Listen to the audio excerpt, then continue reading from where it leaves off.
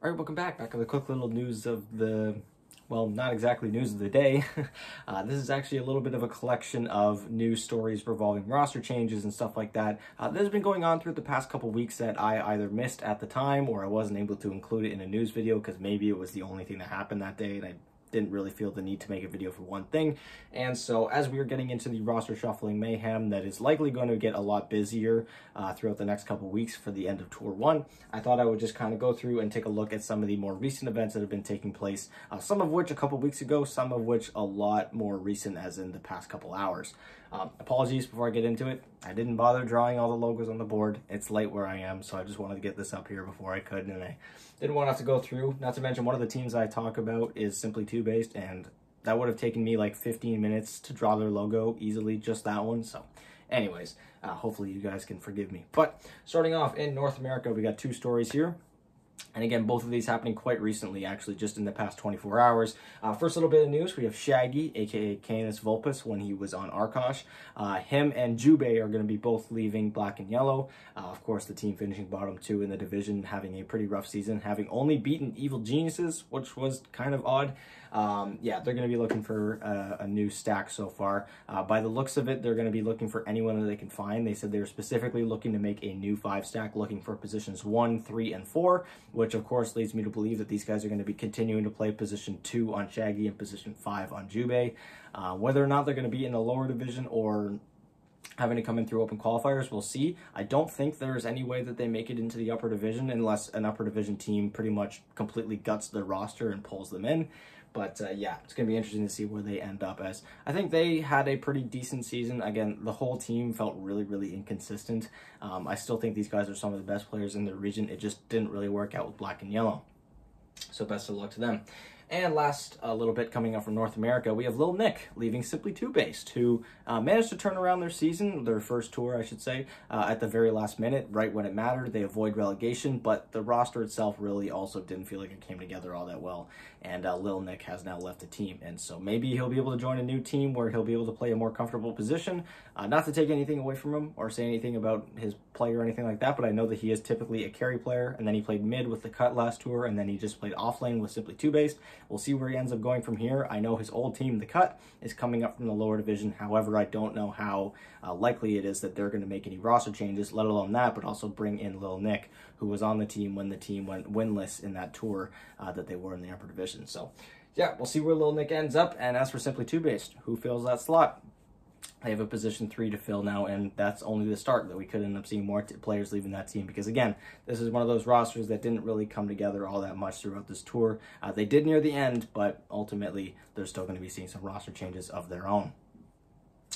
Now moving a little bit further away than North America, we have news coming out of China. This one being a couple weeks old, as I mentioned, some of these being a little bit older than others. And that is the news that Xtreme Gaming, who finished top 2 in the lower division of China, which of course that tour concluded before the Christmas break because of the way that China kind of laid out their schedule. They've made changes to the roster by deactivating SRF. He's been placed on the inactive roster, and bringing in OldEleven, who was a free agent heading into this tour. Didn't end up getting picked up by anyone. I think he played on a 5-stack of players very similar to the CIS rejects, and he played in those open qualifiers with Kaka, I believe, but they didn't quite make it through.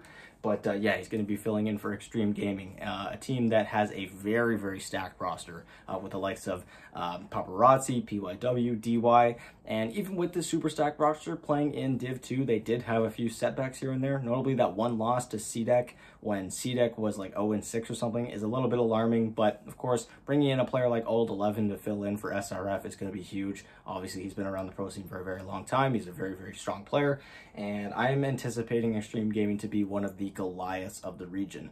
I think in general, right now, all the regions, the entire DPC as a whole, is a little bit weaker than it was at the end of last tour, which makes sense because there's a lot of brand new rosters, a lot of new players entering the scene, which means there's a lot of instability for a little bit. But as time goes on, teams get better and better, and once we get to that point, I think Xtreme Gaming should be one of those top teams. Again, just because you have a stacked roster doesn't necessarily mean you're going to have success. They did still struggle in that lower division, but these guys are looking really, really good. So hopefully this new change doesn't end up affecting their play, because again, SRF was on the team when they were doing quite well. And so hopefully having a new player join doesn't kind of set things off. And last little bit of news, we have 2 players leaving 2 different teams for kind of the same reason. Both of these teams ending up at the bottom of the division. That is, of course, Empire from Eastern Europe and SG Esports from South America. And Iceberg is going to be leaving Empire. This actually, again, took place a couple weeks ago. I believe it took place even before their tour ended. But yeah, Empire had a pretty rough run this tour. I think they had a win right at the end of the tour against Hellraisers, which is also very similar to SG Esports, who were completely winless, and then they ended off their tour with a win against Beast Coast.